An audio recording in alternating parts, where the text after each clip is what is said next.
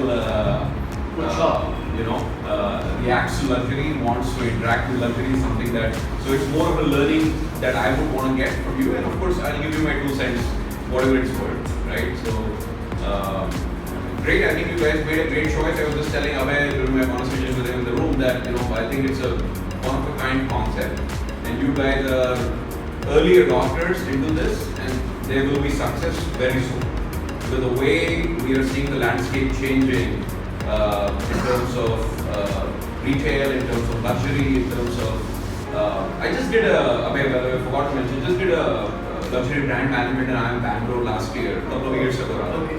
And rightly so, luxury is just not fashion as it is understood. We have automobile, we have real estate, and so on and so forth, right? So I think we're just scratching the surface as far as the inflection point, in our country goes as far as luxury in different verticals that we are able to see. So let's start with some questions. Let me just tell you what Elitify is all about. I don't know how many have heard of Elitify. You all have? Thank you. So we are basically a premium / affordable luxury online destination. I won't call it luxury, but it's more of a affordable luxury due to the brand portfolio and all that we carry and the audience that we target. And it's been in business for about 5 years. We are seeing some phenomenal things happening. I'll be happy to answer any questions that you may have in terms of the strategies that we have offered, in terms of the traction that we are seeing in the business. And I'm sure from what I understand, you guys are graduating or about to graduate very soon to the final exams, right? So perfect. So I'm sure many of you would have planned your or at least drawn out your future career plans and all. So anything that I can provide or I can help in terms of what a career should look like, or what if any guidance, help, discussion, brainstorming, whatever you need, I'm all yours. So anybody who is from retail or premium luxury background who decided to add this additional skill set yourself? Okay. I've done fashion trade management from New Delhi. Okay. I was excited by the course and I was Absolutely. going to retail and luxury. And so when you say retail and luxury, is that fashion mostly? Is that what you were looking at? Well, it makes sense because from NIF to this thing makes totally sense. So I would like to understand. I understand there is a varied background that we have from across sectors. Some freshers, some with experience, some with consulting background, some with education in a degree in fashion. So it would be interesting to interact. Anybody else from a very different and decide, like I am in tech, I'm an engineer, by education, and I was just so done with it a few years after that, and I got into something different. So anybody else like that? Yes. I'm from electrical engineering. Okay. Where are you engineering from? Okay. Then I worked for 4 years. Okay. And then I worked in industry. Impressive. Very impressive. So you're following the passion, and to hone the skills, you basically decided to do this course. Amazing. Anybody else? Yes. I've done my graduation in water technologies. Okay. Perfect. So guys, again, I want you guys to make the session. I don't want it to be a monologue where I'm talking about Elitify, my brands, online, retail. I could go on and on, right? But what I would like to see is essentially touch your thought points, what it is, and help just so that to make this interaction, more meaningful for you guys. Or anything that you guys might think would be happening behind the scenes in e-commerce when we interact with the customers or products, the technical aspects of it, maybe anything to do with product life cycle, marketing. We may try to answer some theoretical questions, may not be to the T, last point, but yes, may give you real life scenarios that when you think, how does this happen? So, I mean, any such questions would also make a lot of sense. You know how, like what Mohit added, how does it entail into the different in-store experience when you walk into looking at a new collection, the rack, you're looking at it, beautiful design clothes from the new collection in the hangers, and then how does it translate into a e-commerce experience, right? The storefront, so to say, how does that change into banners of a storefront? How do you entice a customer, right? And then follow the digital journey, just like a sales rep, the floor executive is following you, in a store.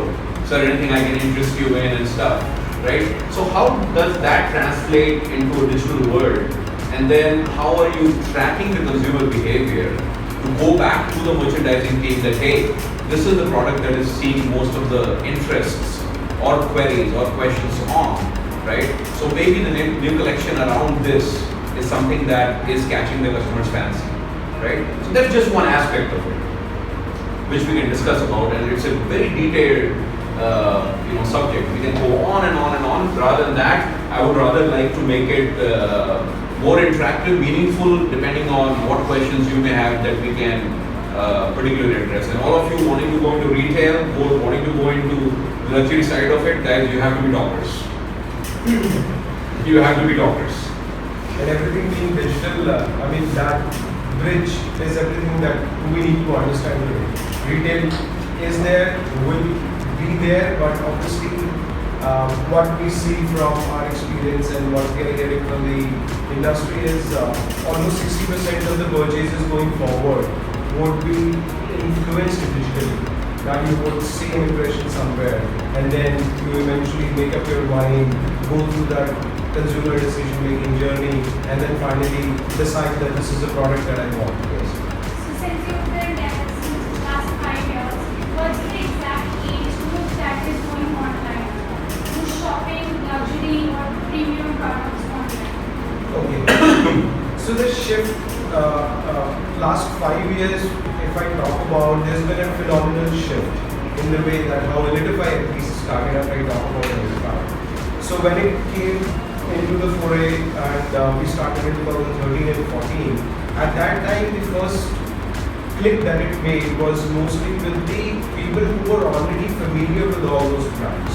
So with the guys who are already familiar with those brands are people who have aged a little, maybe above 30, have traveled internationally, have interacted with those brands or have been influenced by those brands, that their peer group is carrying those brands and looking at them. So they were the first guys to make the transaction. I mean, immediately like, Hugo Boss is now available in India, Versace is available in India, so let's buy it, because we used to buy it from US or maybe Europe whenever they travel. So we started with that age group, which was very mature, which knew that where they are investing. But eventually there were a lot of things that were happening in background. From 2015 onwards, the way internet started penetrating in Indian space, at least, or our country, we went from hardly 150 million annual users to 650 million annual internet and mobile users within 2 to 3 years. That's almost, if you see, is 3 to 4 times increase, right? And thanks to companies like Reliance Jio and all those things, right? So eventually our consumer base also started disintegrating into different focus groups. They're obviously the most valuable group for us as customers are mature customers, which would fall into 30 to 45 years of age group, who understand about the brand, who understand the value, and who obviously have a spend capacity. So we call it average order value, which when you go into retail store also is what is the average basket size that they call it. So average order values are going to be higher for them, but at the same time, because there are a lot of literature now available online for anybody to see that, let's say somebody was wearing a Tommy Hilfiger, I'm just taking an example of very basic brand, and then eventually they started researching about that, okay, Tommy makes such kind of shirts, such kind of designs, these are the color palettes. What are the other brands that are available? Now you have Google to just type it. I wear CK, what I wear Tommy Hilfiger, what else can I wear? It will immediately go, okay, you can try CK, you can try Ralph Lauren, you can try Banana Republic, you can try this and that. And where do I buy it? So that's how eventually, with the access of internet, with the access of so much of information, people who had the capacity of buying, but they did not have an access to that information, that okay, this is a brand, these are the styles, and this is a value associated with that brand, and I can actually buy it, I can transact it. So our graph started shifting towards 25 to 30, from 30 to it started coming back to 25. Right? A lot of people started experimenting, and thanks to obviously Amazon, Flipkart, and all these guys who instilled that idea of buying online. I mean, anybody, even Elitify people who are in the line to come into e-commerce segment in India would be thankful for these companies to change our behavior of online buying. That a lot of those people who were earlier very skeptical about buying online, that has been instilled into our basic psyche that you can buy online and this is fine. I mean, nothing is going to happen. So eventually we started seeing late 20s getting added to our group who were more experimental with the styles, experimental with the brands. They were the people who were aspiring to wear better brands. They were saving for it. They might not be the guys with a lot of money already. They were maybe into their first jobs, getting their third or fourth salaries or their first year promotions, and then saving up to buy something where they associate their own personality to that brand. And how did that happen? Is just out of the sheer amount of literature that was accessible on the internet, as well as the accessibility of that merchandise which they started associating themselves with was also started coming in. You do also see some of the orders in the millennial age group as well, from 18 to 24, but that is very scattered. It happens because there are a lot of people with inheritance in India who don't think twice before spending. And those people do come, but they are not somebody who are very sticky, or as we call it for us, the customer lifetime value is not so much. So to pinpoint your question as an answer is 25 to 40 years is the typical range where we focus on building a mature or long-lasting business. So there are multiple trends that have been emerging, and this is just not Indian, but even in the global market space, right? So for example, I could throw a lot of data at you, I don't know how much will stick, but just to give you a very basic to the fact, if you compare the growth of retail on the fashion side, and I'm sorry, I'll only be able to talk about fashion on the luxury side. So if you look at the retail side, brick and mortar stores business, right, the growth of e-commerce in the last 4 years, right, has been 4 times as of retail stores, right? And that's the trend that one has to wake up to and understand and follow what other international brands are doing as well. There are many leading brands like Gucci, like Brooks Brothers, like and there are of course many $1 million, hundreds of $1 million of digital native brands who are not even available online. They're just available digitally, and now they have gotten into some retail stores, right? So brands as well as retailers, they have all understood that a large portion of this market is going to be online, right? And as Mohit suggested, there was a McKinsey report last year which suggests that 60% and higher of the retail luxury buying, premium e-commerce buying, will be digitally influenced. So they get the inspiration, they aspire to buy that, and I can talk a lot of examples about Elitify as well. Last year, around the May-June timeframe, what we did was, and it's very interesting. I was in vacation, and I was on a call with Mohit, and I suggested, Mohit, let's do this for this month. Let's try to launch some teas of leading brands at an entry-level pricing of 5,000 to 7,000, which is affordable, right? Which is not something out of the reach of millennials or somebody who just entered a professional space. And we saw immediate traction on that. Of course, we took a hit on the margin on that because most of these brands are not available at that price. But we opened up a whole new segment of customers who were aspirants, who wanted to buy something premium, wanted to get it from a legitimate source, right?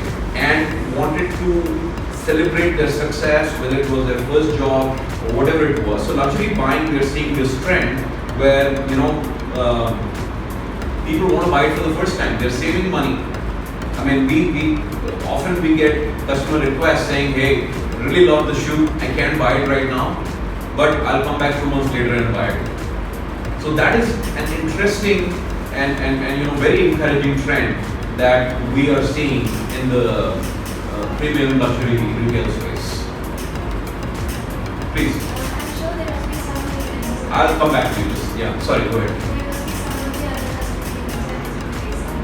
So how do you handle those grievances? Grievances in terms of Any dissatisfaction or return? so we offer very fair return policies, right? With respect to sizing, the products that we acquire are already QC'd at our US warehouse sourcing office. They're double QC'd here. They're packaged nicely. So all those aspects are taken care of. The only question then comes is, sizing, right? Or it missed our eyes and some defect that was gone to the customer. So those are, of course, we offer fair return policies. We'll take them back. And other than that, I don't think there is any. At times when I interact with media, I do get this question: what about authenticity, right? So I think the market has matured very well, and we hardly get authenticity issues. So because I have a very interesting take on how this fake or counterfeit market operates, right? There is a reason why this market is worth billions of dollars. It's not because there are people who just want to sell fakes. There are customers who want to buy them, right? So, and that's the reason why it sells.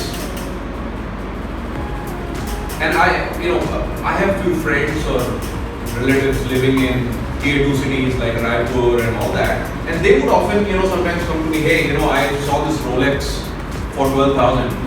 Should I buy it? And it seems like a good deal because they're offering 80% off, 90% off. And I said, the basic Rolex starts at 8 lakhs, 7 lakhs. So even at 80% off, it has to be a 2 lakh product, right? So, I mean, it's a no-brainer, don't buy it. But these fake, counterfeit products, or sellers, they have the market. Trust me, they have the market. Because there is this other class of, our population that really is struggling to fit into that social status, that because they feel that once they are wearing a certain brand, whether it may be fake or counterfeit, they have arrived and they would be able to fit into this social circle, right? So that's really that desire and that desperation to fit into the particular circle or status is something that fuels the demand for counterfeit products. Sorry, did I answer your question? You had So, something. my name is Shraddha. Shraddha, My hi. question is, the number of visitors on the website and the conversion rate, how much has it increased or decreased over the years, and how have you bridged that gap? Interesting question. So, the conversion rate of the visitors to buyers, right, is a function of many factors, right? Is a function of the product mix that you have, is a function of the call out you have, is a function of the pricing itself, is a function of the marketing budget that you have, right? If I have 1 crore to spend today, right, in just today's budget, marketing budget, I will have 60% of the available audience on Facebook and my group know about Elitify. And out of that 1 crore that I would have spent, I would have garnered a product conversion ratio of at least, I would say, in terms of the volume, in terms of the revenue that I can get, close to 5 crores. But again, it's all about, what's your marketing strategy driven around, right? To answer your question, we are seeing a conversion of close to 0.75 to 1%. from visitors to buyers, right? But again, at the same time, there are a lot of abandoned carts. So it's a very e-commerce matrix related question. I can go on and on talking about that, but just to answer your question, it's typically in a physical store, if you're looking at a 1 to 2% conversion, 3% conversion, here I'm looking at more like 0.75. If you compare apples to apples, for example, if I'm not running any sale and a physical store is not running a sale, right, then my conversion, if they are clocking at 2.5 or a 3%, I would be somewhere in the range of 0.75%. But they have a footfall limitation, and an e-commerce store doesn't have a footfall limitation. Because I can be digitally present everywhere. Yes? Elitify only serve in tier 1 cities or did you also serve in tier 2 cities? They're everywhere. It's a digital platform, so anybody who can place an order digitally can place an order. We have, believe it or not, we have remote corners of Northeast in states like Mizoram and Tripura and Manipur, Meghalaya, who are, we are fulfilling orders. Right from the remotest part of Asia to, we have actually international orders as well that we get. Brands like Tory Burns, they don't have their retail store there. So do you get demands of those stores also? Yes, many such brands, just not Tory Burch. There are many such brands who are yet to be. See, the way, if you look at a matured market like a US or a UK, right? In India, I still feel that there are certain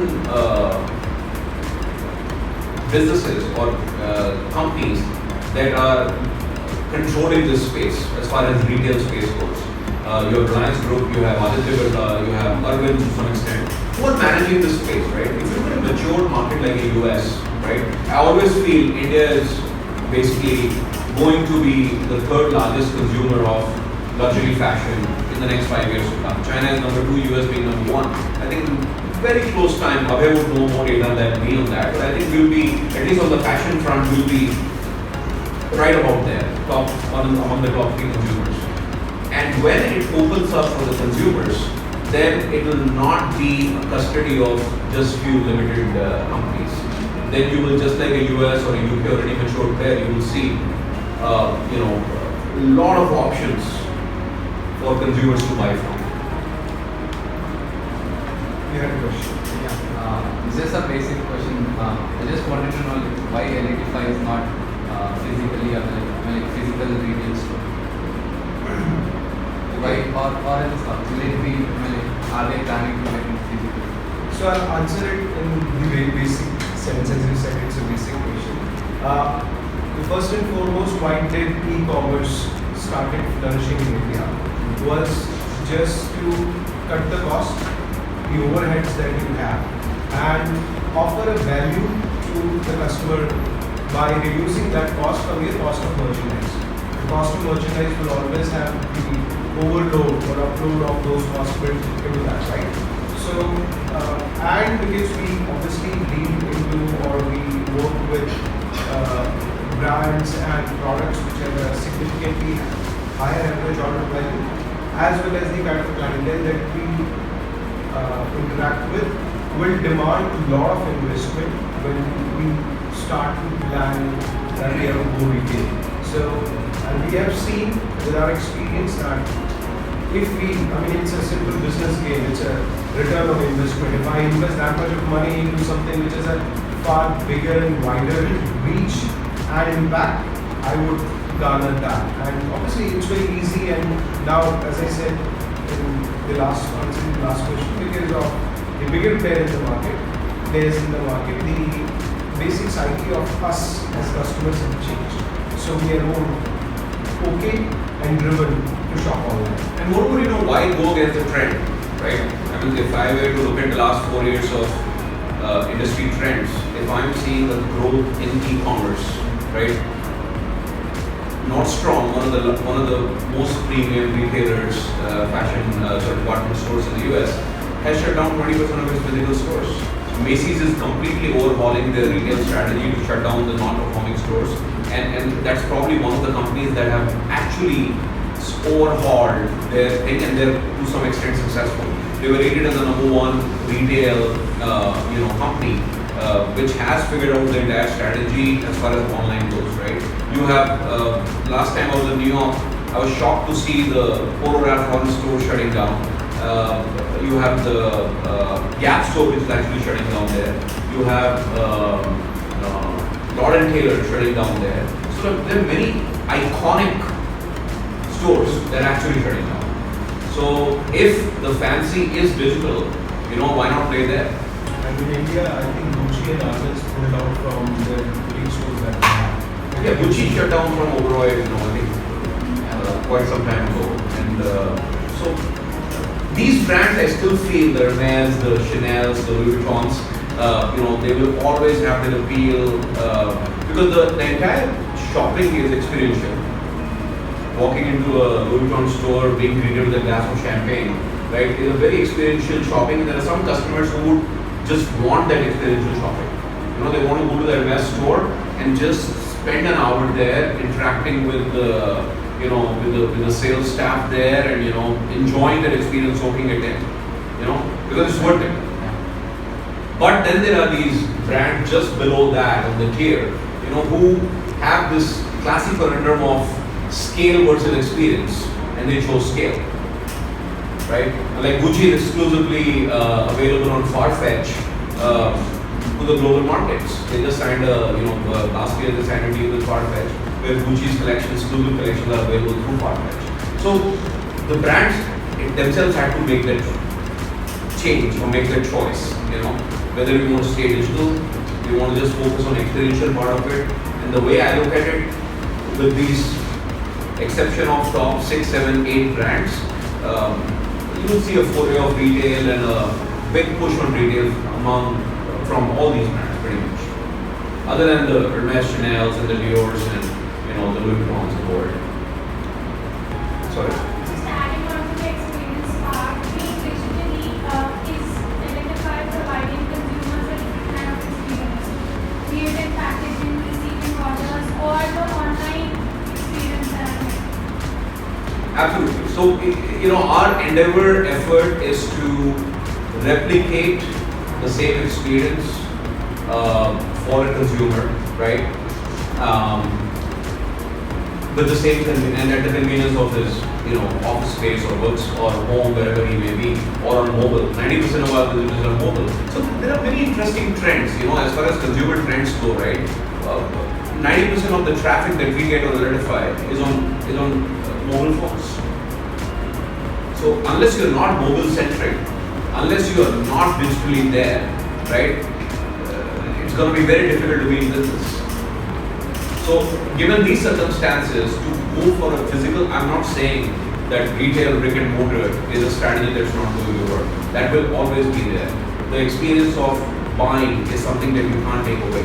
I mean, there's a new trend that has emerged, will probably happen in India as well, where brands have set up guide shops or experience shops where they will not keep the entire stock inventory, right? They will just have their collections in different sizes displayed, right? And whatever you like, why carry the bags? Why carry the package? Place the order on a tablet right there, get it delivered 2 days later. And actually speaking, at times haven't you felt you went to the mall, the plan was to have dinner and you're lugging those bags, with you. Nobody wants that. It's all about convenience, right? So there are many brands that have actually started moving in that direction, where you want to provide the experience at the same time not have the overhead of a retail store, carrying the inventory, carrying the staff, carrying a big, paying the rental or whatever it may be, right? Have a small store, experience store, right, where customers can come, have a look at the product, whatever it may be sure of their sizing, and place the order digitally and receive it 2 days later. Yeah. What is the biggest challenge we face? There are many. The biggest, I would say, is to get the collection right, to get the merchandise right, to chime with the ever-changing customer demands. to read the aspirations, to understand what they want, to be in sync with. You don't have to be ahead of trend. You have to be just on trend. Right? So as long as we are able to play catch up with that and are on course with what the customers want, I think we would have overcome all our challenges. So, since you have different brands on the website, the pricing and the discounts are controlled by the brands or we follow the own strategy? We largely are driven by the sources that we get the brands from, that we get the merchandise from.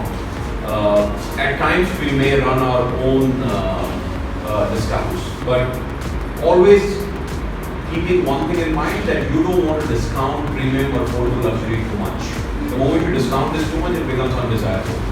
So you would never see a Tory Burch at 70 off for an Elitify.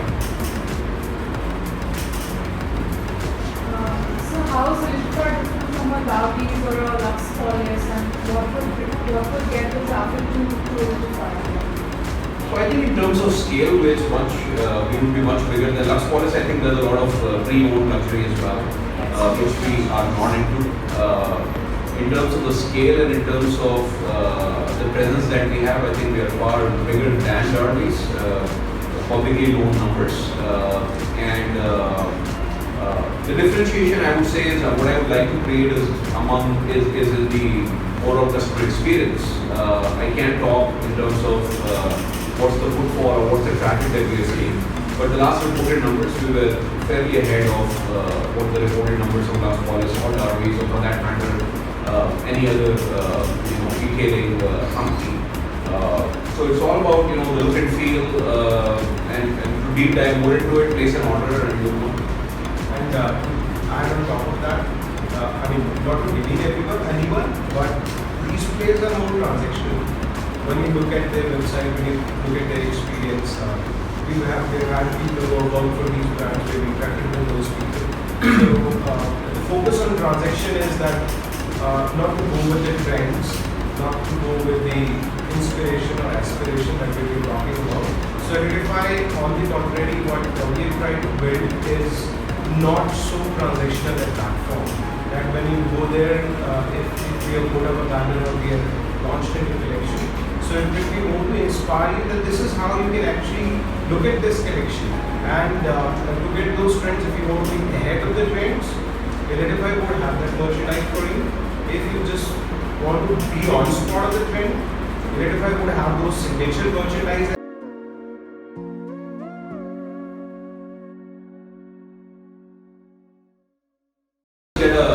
For example, many of these brands like Burberry, Gucci and all that would have their signature collection, monogram collection that gets repeated over and over. It's only the connoisseur who would be able to tell you that this Burberry check was 5 years ago and is completely out of stock of everywhere and won't be needed anywhere. Is there access to that merchandise that one can get? Absolutely yes. And would you be able to sell that for 70 off, 60 off? Absolutely yes. Would that be doing injustice to a brand? Absolutely yes. Right? So these are the decisions that one has to make, right? I don't want it to be a discounted luxury decathlon of luxury, So that is one decision that we constantly look, that we are not going to go after finding the cheapest merchandise and then list them.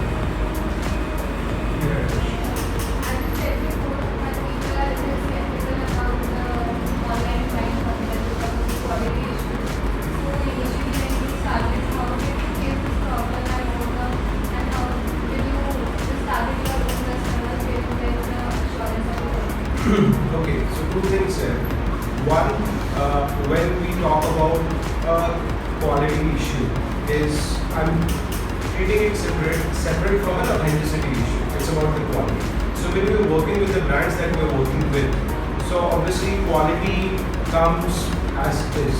So we don't need to worry about it, right? That when we are doing the procurement, when we are procuring articles from, let's say, Polo Ralph Lauren, or maybe sometimes Gucci, we know the quality is going to be at par. Right? We just need to make sure that we do a QC, is to check it, that is there a problem or is there not a problem, right? In case something passes off, even in through that stringent process, we do offer returns.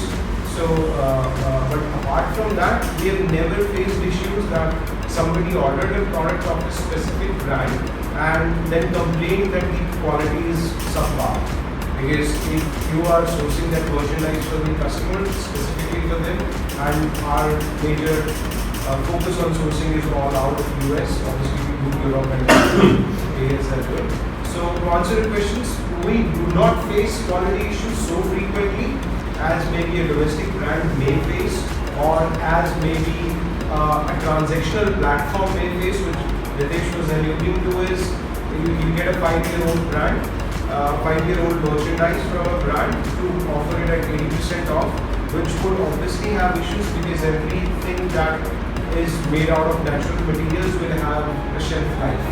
So a shirt made of fabric which was 5 years old put into a shelf and now being discounted 80%, you know that in the third wash this is going to go. So by staying away from there and obviously trusting on the quality that brands already have.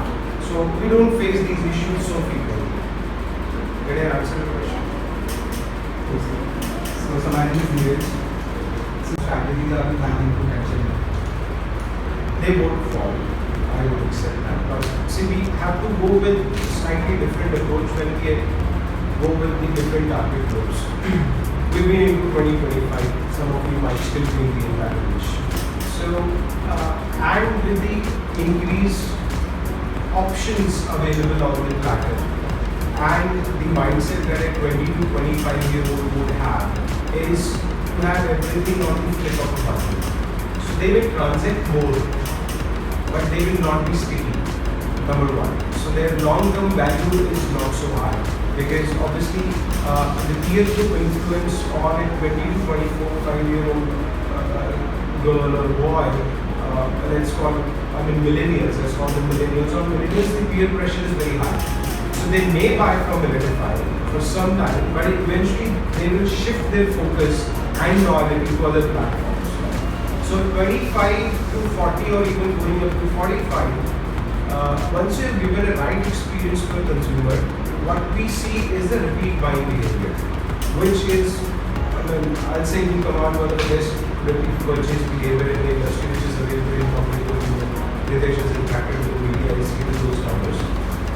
So 20 and 25 years, the buying patterns are finicky. They are obviously not so sticky, the customer lifetime value is not very there, and the other aspects related to returns or the choices or let's say sometimes I should not use it, but the tangles are high. So that is an age group that we are keeping away from for our international business. But obviously we do have our own brands, we are also into our private label. That would be a focus area where, because we would have more flexibility when it comes to planning the merchandise, obviously putting the right dollars into right place, because it's our own brand. We can experiment with the styles, the pricing, the margins and everything. So we would eventually start targeting that category, but with the international brands, we're not. So the other thing is, not essentially at that age group, but the other thing that one has to see the trend, which many of these, for example, Louis Vuitton has this 5-minute bag, they call it. If you go to Korea, the reason why they call it a 5-minute bag is that's a small tote or a satchel, whatever, which is worth $500, $600, right? And in Korea, you can spot it every 5 minutes. Something which is a very rare brand that you spot in India or other countries, right? In Korea, you can spot it every 5 minutes. So consciously, brands, why do you think Hermes would have a keychain? Or most of these brands have their colognes or perfumes, right? Because they want to introduce new buyers, aspirants, millennials, right? With a very unique, different category. Hermes doesn't make colognes. They don't make, for example, you will not have Burberry making colognes, but they will private label it, they'll make that, right? And they will do that. Now, Hermes does, sorry, but there are Louis Vuitton and other brands, they will not make their own colognes, right? They're not known for fragrances, but they will have this introductory level, thing that you can buy taste the packaging, right? If you buy Hermes perfume, the packaging is exactly the same beautiful orange, thing. They will give it to you in a Hermes bag and all that. So that's nothing but an experience that a first-time customer will get of that brand. And next time, and as we progress, as we are upwardly mobile population, thanks to the bright minds like you, I'm sure 5 years later, you will be yourself consumers of many of these luxury brands. So then you would not forget that experience. And for the next planned purchase, you would go and buy the Hermes bag or Louis Vuitton bag, because you will not forget that experience that you had first time when you walked into the store, right? With the packaging, with the receipt, with the way they would put that in an envelope, in a Louis Vuitton signature brown and give it to you, Are there any brands that you looking for the collaborate with, and if are you thinking of doing in other sectors like Very good question. Yes, we are not looking at other categories as yet. I mean, it itself is an ocean. If you look at retail or fashion, so we are not looking to. In terms of brands, we are constantly onboarding new brands. There are many domestic labels that we have taken online and turned around few brands. In fact, I'm a firm believer of native brands that are emerging from our own country. Right, there will be a market for those, the CKs and the Guesses and any brand, J. Crew or Hugo Boss or whatever. But we have a lot of promise in our own brands. I mean, let's accept it. 80% of these labels are made in India anyway, right? So why can't we create our own labels? And that's what we are through our own private label. We're addressing that segment. So Night and Bond is our own private label, which is into handcrafted shoes. And in 3 to 4 months' time, you will start to see shirts, which I can vouch for the quality will be as good as a Hugo Boss or Polo Ralph Lauren quality. You will start seeing that retailing on Elitify under our own private label. And when we say quality, we mean it in terms of the fabric selection, in terms of the stitch, in terms of getting them made by the most equipped factories who are actually run by designers who are making those for us. Yeah. Are you planning to have luxury brands or affordable? We will keep it for affordable luxury. We feel the market is yet to mature for it's just the ticket size. Not that we haven't received orders for 2 lakhs, 3 lakhs. There's a Swiss brand that we took online. The brand chased us for about 6 months under the name Desade, and their average bag retails for about 3 lakhs. 335. I mean, how am I going to sell it online away? The lady chased us for 6 months, and then she calls Mohit, hey, we haven't seen any sale. Oh yeah, totally. 3.5 lakhs worth of bags. They are not going to be selling online that much, right? So I do feel that, so even Louis Vuitton, right? The only official outlet other than Louis Vuitton where they sell it is Neiman Marcus. And not at all Neiman Marcus stores, but there are few locations of Neiman Marcus, one in Walnut Creek, one in San Francisco, one in New York, where you'll see a Louis Vuitton kiosk, right? But they still prefer to sell it, through their own brands. Christian Louis Vuitton, Barney's carries them. So, did you mean theft in terms of we shipping it? Yes. The shipping process I think our logistics are way too advanced these days. I mean, you have insurance available with high-level merchandise, high-cost merchandise that you can ship for, right? And we do see, sometimes order values worth 3 lakhs, 4 lakhs, right, from coming from remote places, not remote, but tier 2 cities like Patna, Bangalore, and and either they're shipped in parts or they will be shipped with insurance, right? So that way, in an unlikely event of any theft or damage or whatever, we are covered and the buyer is covered. So that never happened? There have been isolated incidents, right, where the merchandise seemed to have been replaced on the field by the logistics carriers, but those are very isolated. Then that's the business risk that one takes on doing online business, and those are very isolated. One in a I won't say million, but 10 in a million. So that's 0.001% or 0.01% that you will see. And largely, I would like to trust you. Yeah.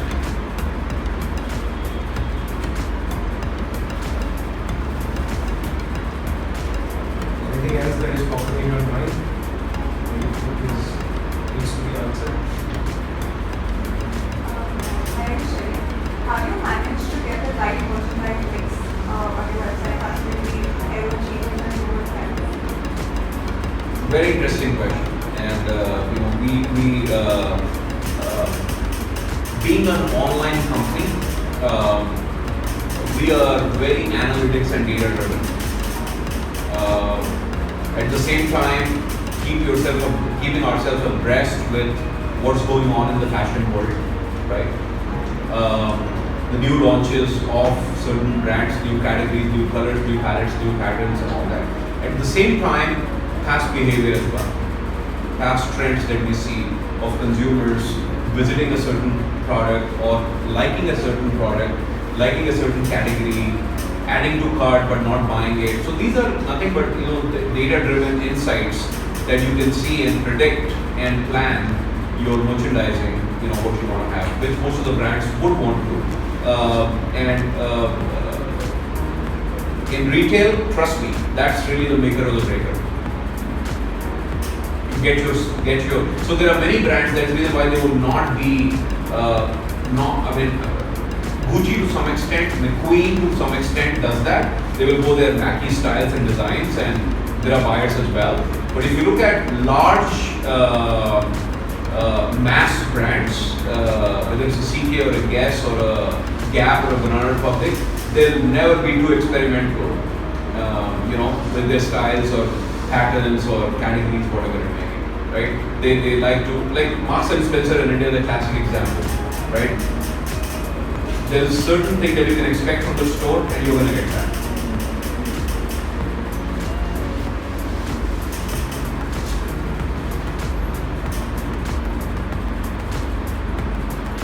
Alright guys, any other questions or anything that you guys want to,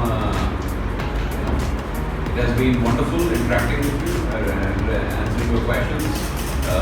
Anything else that pops up, please feel free to, route your queries, questions, whatever it may be, love to address that. So all of you want to get into retail, fashion space, or some of you are looking at automobile or real estate or other verticals for that matter. Real estate? Okay. Yeah, in Bangalore I interacted with a bunch of embassy guys who are kind of redefining the space as far as luxury and Lodha developers as well. So I think there are a few players. I don't know if Gurgaon or if Delhi NCR there is a major player other than the Trump Tower that's planning a commercial thing. I think more traction I see in Bangalore and Bombay, in my understanding.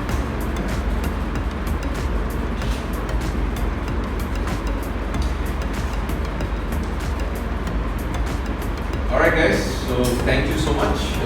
Good luck with your exams and future endeavors. Do well. Keep the LCDS flag flying high. So there's this unique, I just commented on it for there was definitely a need for a course like this, which gives you direction in, because it's an emerging space. If it can attract engineers like him into the space, so. Well, there are many engineers in this room. There are many guys in this room, engineers. Yeah. All engineers, raise your hands, please. How many of you? There, 1, 2, 3, 4. And you guys have work experience prior or? Okay. I worked with Deloitte for 24 years. And where did you do engineering from? Chandigarh. Chandigarh. PC is it? No. Okay. And you yourself? I'm a mechanical engineer. Okay.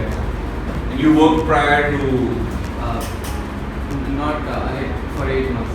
Okay. After my graduation. Yeah, we all start doing different things until we find our passion. So hopefully you have all found your passion and we'll bump bump into each other soon at some luxury store or retail or whatever you guys. Good luck.